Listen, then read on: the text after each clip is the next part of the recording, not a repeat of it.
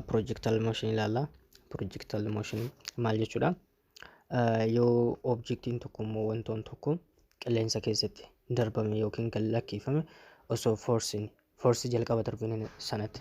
For example, kubbaa tokko yoo qilleensa keessatti gadi lakkisne jechuudha. Gadi lakkisne force jalqaba apply goone alatti force biraa kan irratti injiniin ta'ee qaama biraatiin kan irratti hin dalageeffamin sun maal jedhama? Projectile motion jechuudha. Projectile motion just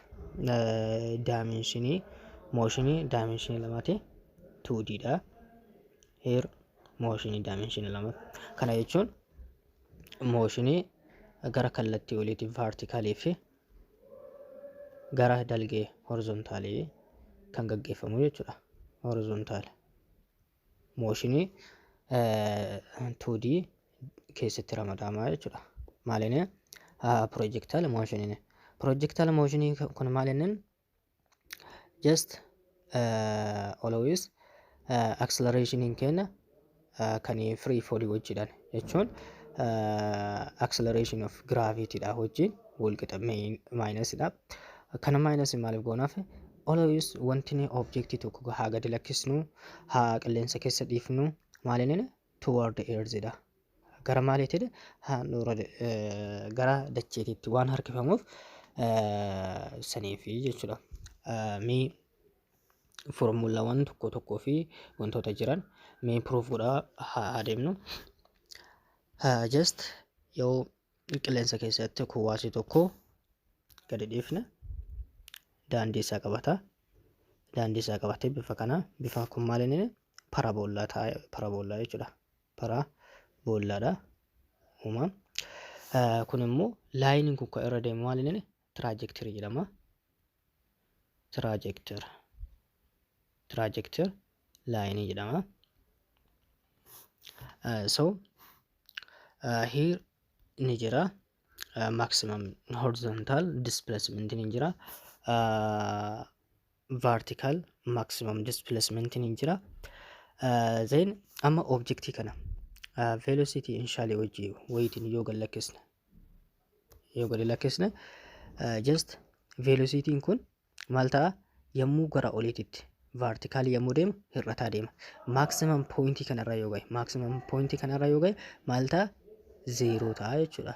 For example, velocity kenna 30 meter per second haa ta'u. Yommuu environment kanatti tarii 20 ta'uu danda'a. Yommuu environment kana gahu 10 ta'uu danda'a. Zeen deemee maal ta'a? 0 ta'a. Ergasii immoo yommuu naannoo kana gahu -10 ta'a. Yommuu naannoo kana gahu immoo -20 ta'u. Yommuu bakka ta'e gahu immoo -20 ta'a jechuudha. Yommuu just deemsa keessatti maal ta'ara? Decrease ta'ara. 30 irraa ka'eet -20 ta'a jechuudha. Always deemsa pathii sana irratti maalini velocity maalini decrease jechuudha. Velocity keenya decrease dha. Garuu immoo speed yoo ilaal here speediin gara oliititti maalini yommuu gara oliititti deemu vertically yommuu deemu hir'ataa jira, decrease ta'a. Gara oliititti vertically yoo deeme objectiin keenya gara verticaliitti yoo kan deemu taate speediin keenya decrease ta'a deema. 30 irraa gara 0titti gad decrease ta'e. Ergasii immoo here decrease ta'e. Ergasii immoo gubbaa gadi yommuu deemu increase ta'a jechuudha. Gubbaa gadi objectiin keenya 0 irraa gara maaliititti 20. Maaf negative 20 kun maal inni velocity dha malee speed dha. Speedin never ever can be what? Can be negative. So always our speed is what? Positive. Kanaafuu maal inni speed is magnitude of what? Magnitude of velocity. Kanaafuu speed yeroo hundaayyuu positive. So kanaafuu gara oliititti yommuu deemu kallattii kanaatti yoo deemu speed maal inni hir'ataa deema. 30 irraa ka'eet 0tti maximum point yommuu gahe. Maximum point irratti yommuu gahe it become 0. Maaf speed yookiin immoo velocity keenya maaf 0 ta'a. Just objectii tokko qilleensa keessa gad lakkifneet then maximum point irratti maximum point irratti just 0 ta'a. Sababni isaa why reason qabna. Yes, we do have a lot of reason. Reason waan sababawwan hedduu qabna. Sababni inni 0 ta'eef speediin tokko yookiin immoo velocity'n tokko 0 kan ta'u sababoota garagaraaf. Tokko objectiin sun yoo directionii jijjiirataa jiraate, directionii isaa yoo change godhaa jiraate velocity'n keenya, speediin keenya, for example curveetu jira. Curvee kana naanna'uudhaaf konkolaataa yommuu as ga'e kanatti tokkoon hin zoru jechuudha. There is little bit maaltu jira rest godhaa jechuudha. Gidduu sanatti just micro second illee haa ta'u rest yootu jira jechuudha. Iddoo kanatti rest godha. Curvee wayisoo naanna'uudhaaf just yommuu direction change godhu maal ta'a velocity yookiin immoo speediin keenya 0 ta'a jechuudha. Yookiin immoo force'n yoo irratti raawwatame sun beekamaadha. Kan biraa immoo wanti sun immoo just yoo rest ka godhu taate jechuun final limit point irra yoo ga'e just wanta kana ol darbine limit isaa ga'eera jechuudha. Limit sanatti immoo change direction change godhaara waan ta'eef achitti rest godheeti gaddeebaa jechuudha. Sababoota kanaaf maal inni iddoo kanatti maal inni maximum point irratti velocity'n keenya 0 ta'ee jechuudha. Just kan biraa immoo objectiin tokko let's move bifa kanaan deeme then asitti dhaabate angle of 30 degree yaa jennu velocity initialin keenya less than 10 meter per second yaa jennu then vertical and horizontal component barbaaduudhaaf here akkuma beekamu vy is equals to just kana sin theta dhamma 10 meter per second times sine of 30 degree times 0.5 that is how much 5 meter per second dha. Kana jechuun maal inni initial vertical velocity dha. Initial vertical velocity just v initial horizontal direction immoo just 10 times 10 meter per second times cos of what? Cos of 30 degree. Then it become cos of 30 degree is 0.86. That means 8.6 meter per second ta'a jechuudha. Kunni lamaan maal inni initial velocity jechuudha. Initial velocity horizontal fi vertical itti qabu.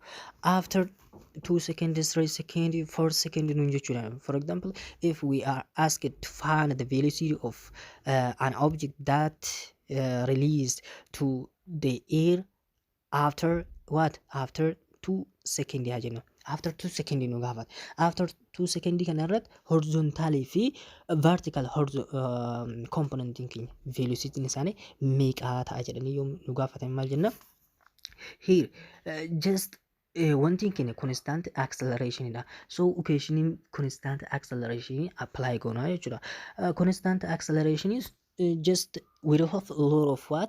A lot of equation in that situation. So isa kana barbaaduudhaaf after 2 seconds yoo nun jedha simply ka horizontally beekamaadha. Ka horizontally always component horizontally doesn't change, hin jijjiiramu jechuudha. Yeroo kamiyyuu after 2 or 3 4 the time whatever can be maal abbaa ishillee haa taatu hin jijjiiramu jechuudha. So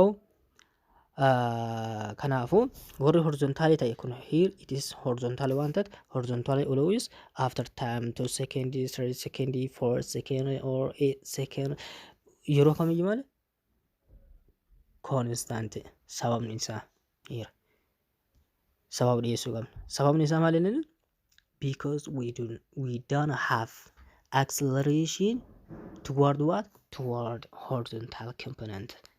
Forcing keenya ka jiru gara handhuura lafaatitti gad harkisuudha malee gara kallattii horizontaalii bitaa yookiin mirga qilleensa keessa wanti isii bubbutu yookiin immoo objectii sana harkisu hin jiru. Kanaafuu unbalanced forcein gara horizontaalii kana irratti apply yoo hin taane maal inni force is equals to ma dha. Then unbalanced forcein horizontaalii apply yoo hin taane 0 is equals to ma then over m over m then acceleration is equals to 0. Acceleration is equals to 0 jechuun acceleration is equals to change of v over change of tm here kana qabna jechuudha. Then acceleration keenya 0 jechuun v final is equals to v initial walqixa. Wanta walqixa lamaan v final minus v initial lamaan walqixa. Here for example v final keenya 2 yoo ta'e v initial keenya illee 2 hir'isu 2 over waa time barbaadu haga barbaades change haa ta'u maal ta'a is become 0 sanaaf jechuudha. Sanaaf componentiin hin jijjiiramu jechuudha. Horizontal componentiin always are equal. So kanaafu vertical after 2 tile nun jedhe v final occasionally when our acceleration is constant u plus what 80 formulaan kun hin qabne. So a maal jenneerra minus g dha wajji wal qixa. Why toward the earth waan ta'eef objectiin keenya always kan deemu toward the earth. So kanaafu v final barbaadar v final is equals to what just here v initial sin theta minus what y kun vertical waan ta'eef jechuudha. Vertical component just gt then v is equals to what v sin theta arganneera here 5 meter per second then minus what minus g. Let's use g is equals to 10 meter per second for simplicity. Calculation keenya salphisuudhaaf just 10 haa fayyadamu. So 10 times what are time at 2 seconds second lama here 2 then v final is equals to what just 5 minus 20 that is what about 15 meter per second jechuudha. So kanaafu maalinni objectiin kun eessa jira jechuudha. Bakka dura dhiifame sanarra here minus 50 meter per second bakka duraa san darbeera jechuudha.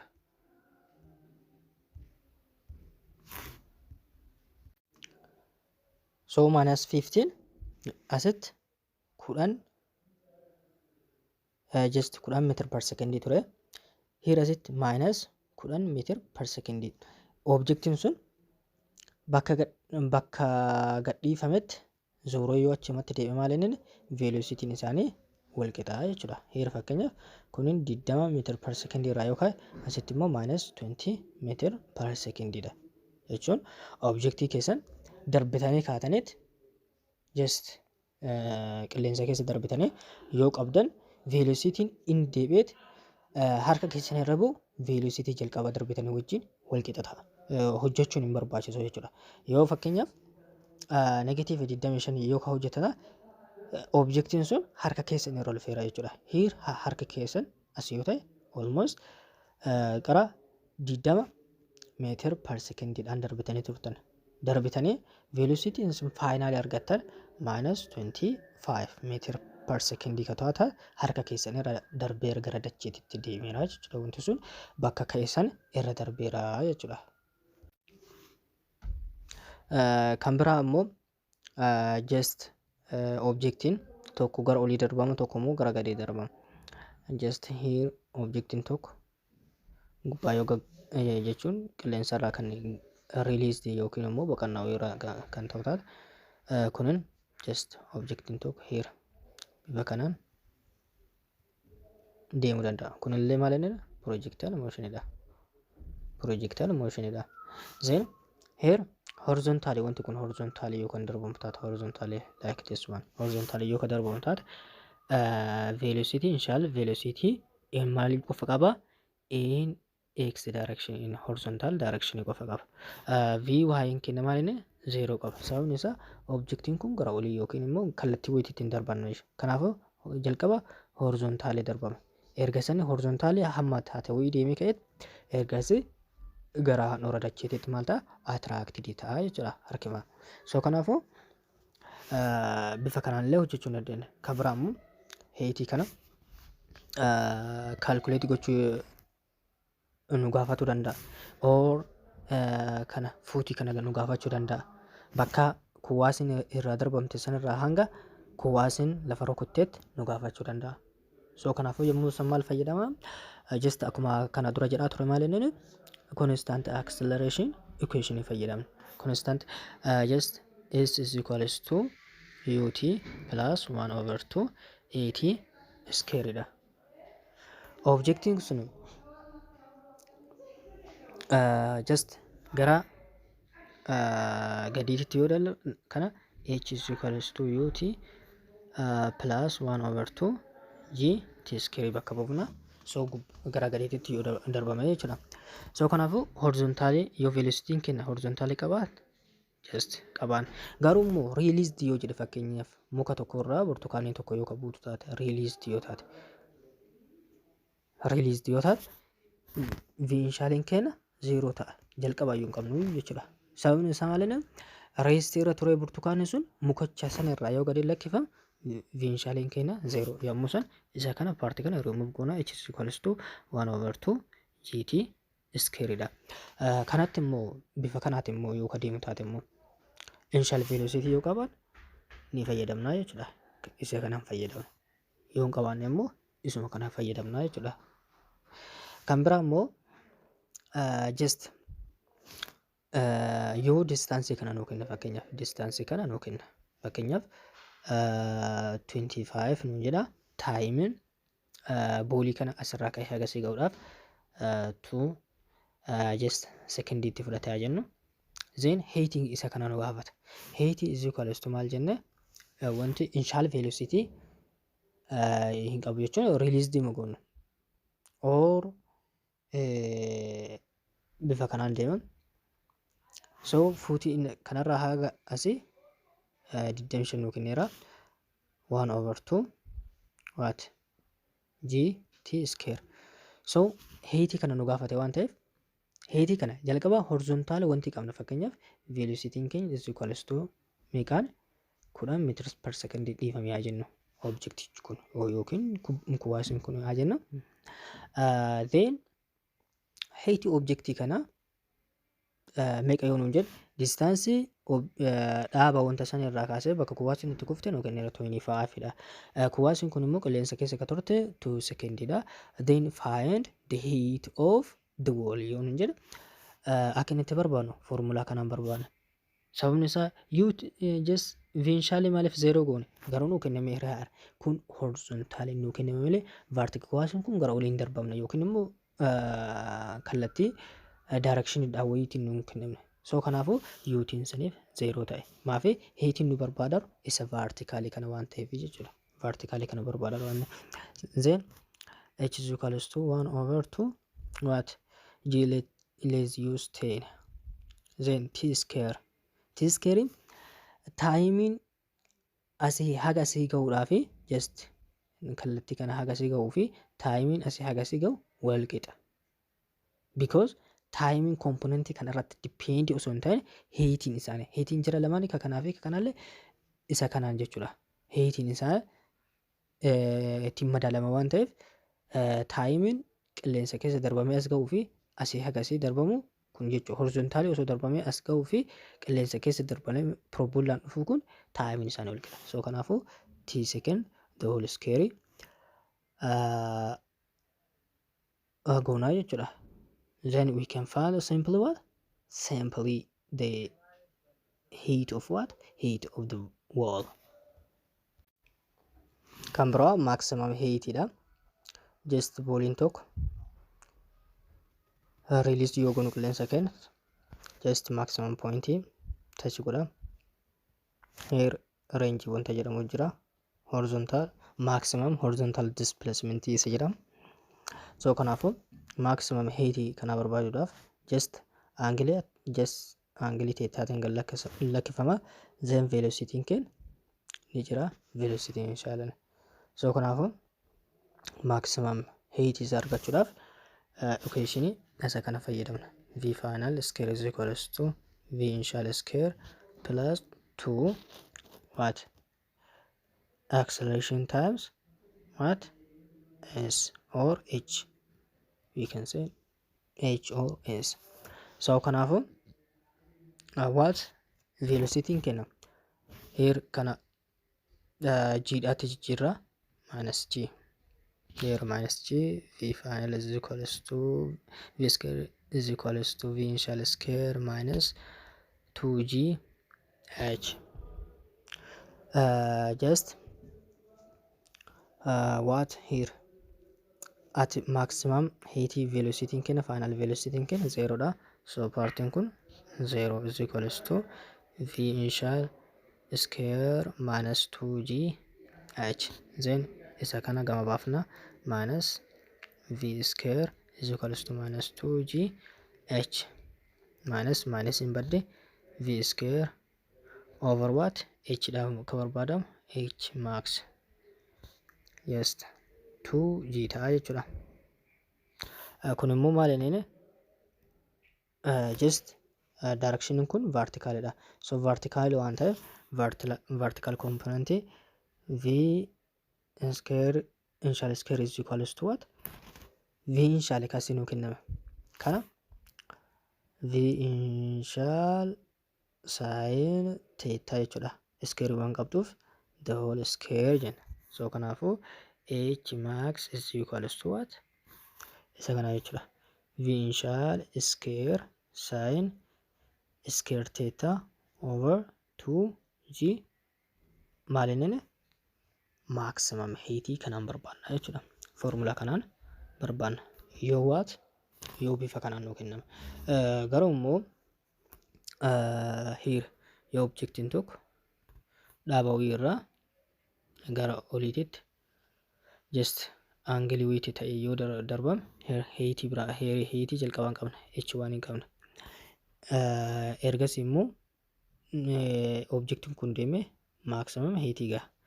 Yoo isaan height maximum nu gaafachuudhaaf yoo nu gaafate h1 plus distance asii ol deemame isa kama formula kanaan barbaanneet walitti daballaa jechuudha. Isa kanaaf isa part kana walitti daballaa jechuudha. Well done. Kan biraa immoo time dha. Time starting point irraa kaasee hanga maximum height just here point A point B haa jennu starting point dha.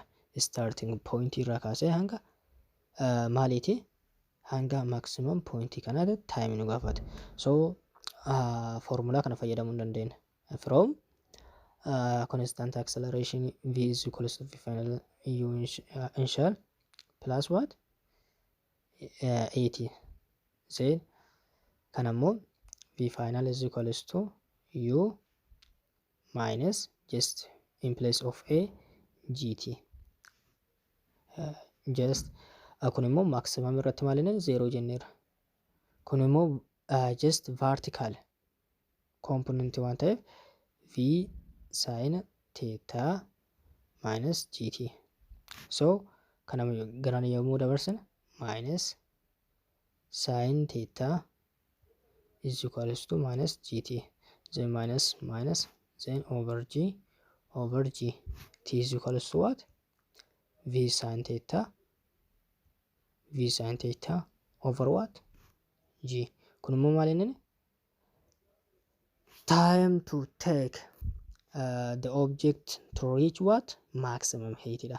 Maximum height ga'uudhaaf time itti fudhata. Flight time or total time jedhe yoo nu gaafate just flight time maal inni twice of kanaati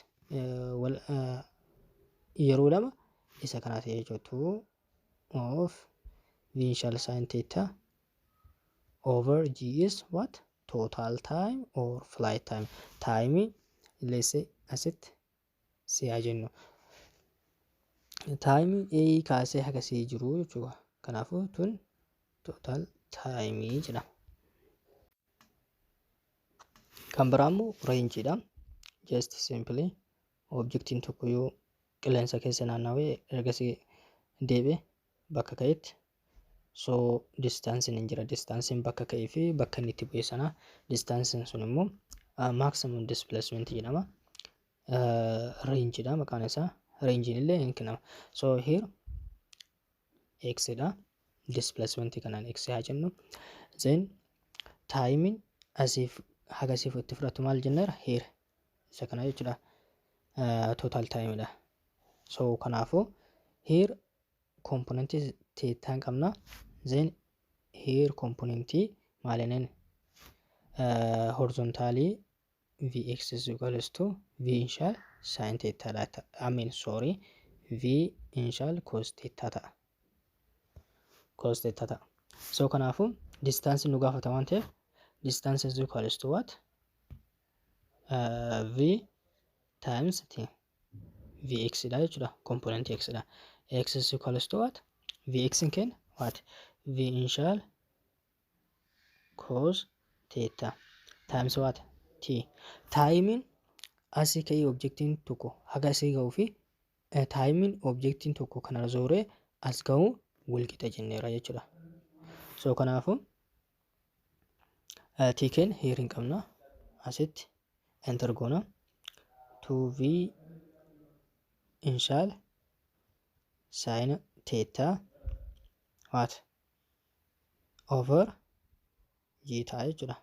So kanaafuu x in kenna is equals to v square.